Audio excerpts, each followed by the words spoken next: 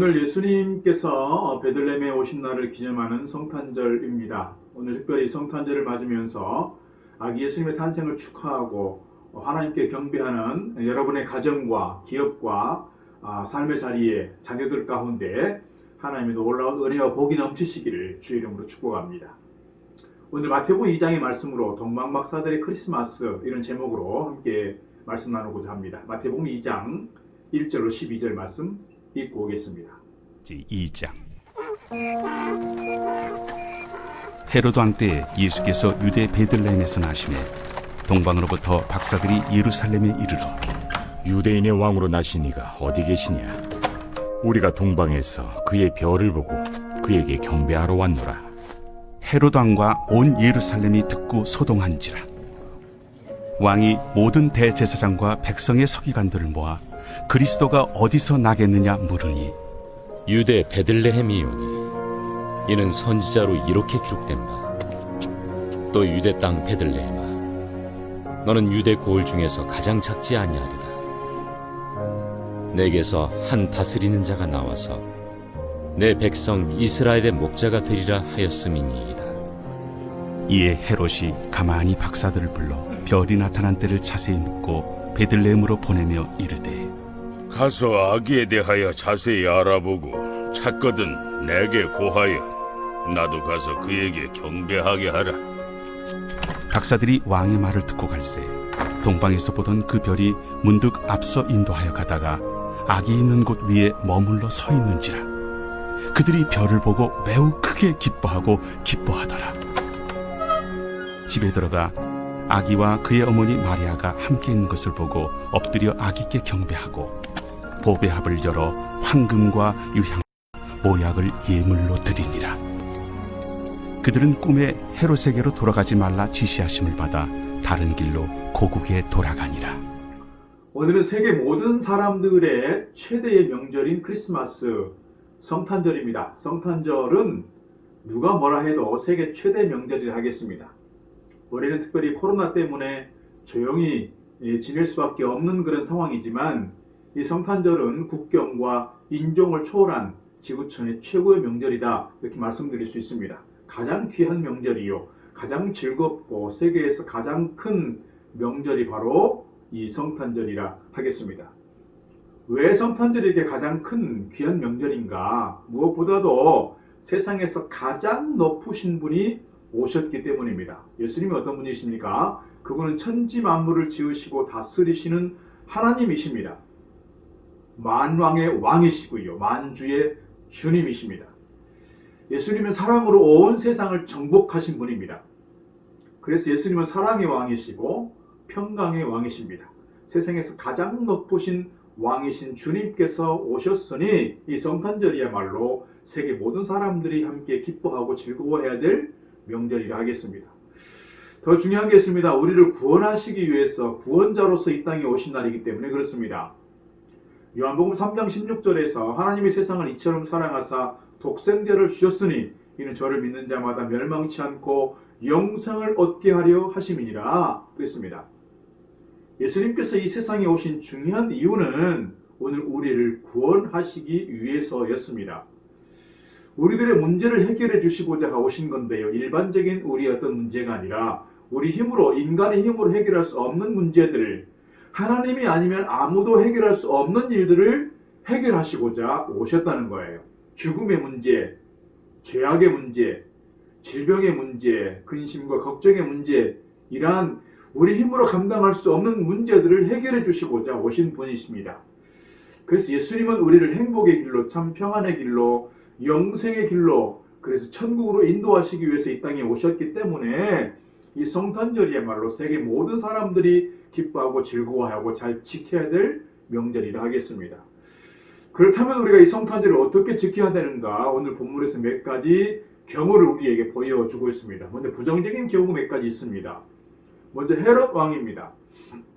헤롯 왕은 아기 예수님께 경배를 하기는커녕 오히려 예수님을 죽이기 위해서 당시 태어난 아이들 중에서 2세 미만의 모든 아이들을 다 죽이라고 명령했습니다.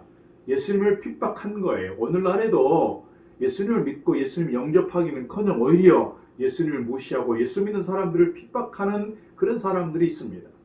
두 번째는 대제사장들과 서기관들입니다. 오늘 1절로 4절 말씀 보게 되면 아기 예수님께서 탄생하실 때에 그 징조로 이상한 별이 나타났고요. 그 별을 따라서 예루살렘까지 온 동방의 박사들이 왕이 난 곳이 어디냐 이렇게 물었을 때 이미 대제사장들과 서기관들은 그곳을 알고 있었다는 거예요. 당시 서기관들은 성경 지식에 능한 종교 지도자들입니다. 그래서 메시아께서 어디에 오실 것인지를 정확하게 알고 있었다는 거예요. 메시아이신 예수님께서 태어나실 장소가 베들레헴이라고 가르쳐 주기까지 합니다. 그러나 그들은 동방 박사들이 예수님을 찾아 베들레헴으로 갈 때 같이 가지 않았습니다. 많이 안타깝습니다. 누구보다도 가장 먼저 달려가서 예수님 앞에 경배해야 될 사람들이 서기관들인데 그들은 정작 아기 예수님을 메시아 그리스도로 경배하지 않았다는 거예요. 예수님을 알지만 예수님을 구주로 인정하지 않고 예수님을 믿지 않는 사람들이 많이 있다는 거예요. 세 번째는 어떤 사람들입니까? 예루살렘의 백성들입니다. 3절 말씀 보니까 헤롯 왕과 온 예루살렘이 듣고 소동했다 그랬습니다. 동방 박사들로부터 메시아가 탄생했다는 소식을 들은 이 예루살렘 백성들은 어떤 반응을 보였느냐? 온 예루살렘 사람들이 듣고 소동했다는 거예요. 소동했다는 것은 무엇입니까? 불안해하고 당황하면서 혼란스러워했다는 겁니다. 이는 그리스도를 맞이할 준비가 되어 있지 못한 상태에서 갑자기 성탄 소식을 듣고 나타낸 그들의 반응이라 하겠습니다.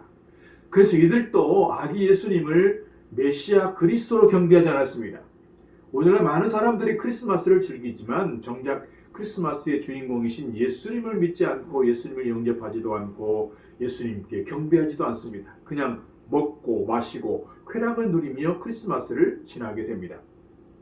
하나 더 말씀을 드리자면 베들레헴 사람들입니다. 베들레헴은 예수님께서 탄생하시리라고 하는 선지자들의 예언으로 잘 알려져 있습니다. 이미 700년 전부터 장소가 특정되어 있습니다. 그런데 그곳 사람들은 아무도 예수님이 탄생하신 사실을 알지 못했어요. 아기 예수님은 누울 자리에 없어서 찬바람 부는 그 겨울밤, 겨울이라고 특정하기가 그렇습니다만 하여간 구유에 누우셨던 주님을 우리가 기억하게 됩니다. 아마 예수님의 아버지였던 요셉은 산통을 느끼는 그 마리아를 위해서 아마 이 집 저 집 허겁지겁 뛰어다니면서 편안하게 출산할 수 있는 방을 구하기 위해서 많이 노력했을 것입니다. 그러나 아무도 이 요셉의 애타는 호소에 귀를 기울이지 않습니다. 누구 하나 방을 양보하는 사람이 없었습니다. 여러분, 인간적으로 솔직히 그러지 않습니까? 사실 메시아이신 예수님이 아니실지라도 정말 인간적으로 출산을 앞둔 산모에 대해서 도움의 손길을 내밀었어야 할 것입니다. 그런데 베들레헴 사람들은 아기 예수님의 탄생을 가장 가까이에서 지켜보았지만 이들도 역시 아기 예수님을 메시아 그리스도로 경배하지 못했습니다. 낮고 천한 데로 오신 이 만왕의 왕이신 메시아 예수 그리스도를 환영하지 않았습니다. 부정적인 몇 가지 경우를 보았고요. 오늘 동방 박사들을 좀 보려고 합니다. 그들은 크리스마스를 어떻게 크리스마스답게 보내는지를 우리에게 보여주고 있습니다. 한마디로 무엇입니까? 예수님 앞에 무릎 꿇어 경배했다는 거예요. 동방 박사들이라는 구체적으로 어느 나라인지는 분명하게 알 수 없지만 그들은 별을 연구하는 천문학자들이었고 이들은 성탄절을 어떻게 맞이했는가를 보여주는데요. 별을 보고 유대의 나라의 왕이 탄생했음을 알게 됐습니다. 2절 보니까 유대인의 왕으로 나신 이가 어디 계시니요? 우리가 동방에서 그의 별을 보고 그에게 경배하러 왔노라 그랬습니다. 이들은 별을 보고 유대의 존귀한 왕이 태어났음을 깨닫고 즉시 예물을 준비해서 국경을 넘어 예루살렘까지 달려왔습니다. 그리고 그들은 아기 예수님께 경배하며 예물을 드렸습니다. 11절 말씀 보니까 집에 들어가 아기와 그 모친 마리아에 함께 있는 것을 보고 엎드려 아기께 경배하고 보배 합을 열어 황금과 유향과 몰약을 예물로 드렸다 그랬습니다. 정성을 다해서 아기 예수님께 예물을 드린 겁니다. 참으로 순수한 정성으로 왕의 왕 되신 주님께 황금과 유향과 몰약을 예물로 준비해 드린 것입니다. 황금은 보물의 상징이고요. 변함없는 것의 특징입니다. 만왕의 왕이신 예수님의 왕권을 상징하기도 하고요. 그런 점에서 신하가 왕께 존귀와 변함없는 충성을 맹세하며 드린 상징물이 황금입니다. 유향은 값비싼 향료입니다. 아라비아 지방의 관목 껍질에 자국을 내어서 그것을 통해서 얻은 향인데 색깔이 흰색이어서 유향이라고 불리게 된다고 합니다. 성전 제사의 분향에 주로 사용되고요. 이 향이 얼마나 퍼지는지 2km까지 퍼진다. 그리고 100일 동안이나 향기가 지속된다고 합니다. 이 유향은 하나님과 인간 사이의 중재자로 오신 대제사장으로 오신 예수님의 권위를 인정하는 예물이라 할 수 있습니다.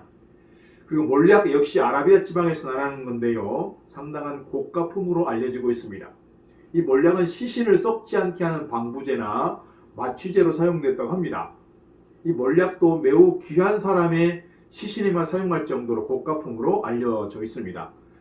이 몰약은 예수님께서 인류를 위해서 십자가에 죽으실 것을 예견하고 주님 앞에 올려드린 예물이라 할 수 있습니다.